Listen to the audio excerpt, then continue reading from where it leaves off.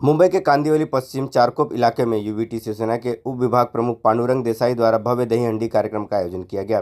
पांडुरंग देसाई कई सालों से दही हंडी कार्यक्रम का आयोजन करते हैं, जिसको देखने के लिए हजारों की संख्या में लोग उपस्थित होकर दही हंडी का आनंद लेते हैं। इस दही हंडी कार्यक्रम में गोविंदा पथकों ने 5 से 7 थर लगाकर सलामी दी। सलामी देने वाले सभी गोविंदा पथकों को सम्मान चिन्ह और नगद पुरस्कार दिया गया। इस कार्यक्रम में आए हुए सभी गणमान्यों का साल और पुष्पगुच्छ देकर सम्मान किया गया।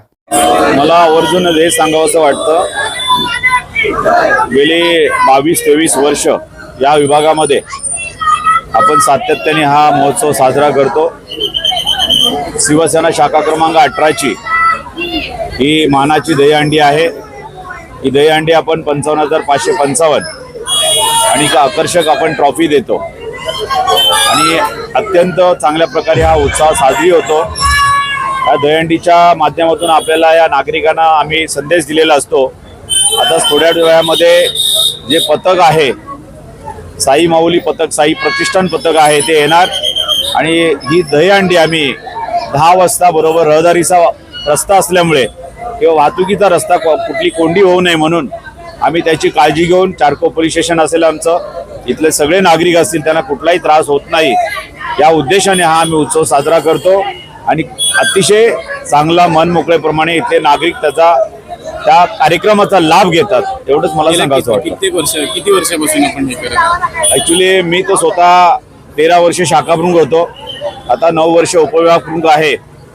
म्हणजे ही शाखेची परंपरा मला वाटतं 17 ते 18 वर्षापासून चालू आहे आणि ही दहीहंडी आम्ही अत्यंत चांगल्या प्रकारे साजरी होते, त्याच्याबद्दल शंका नाही।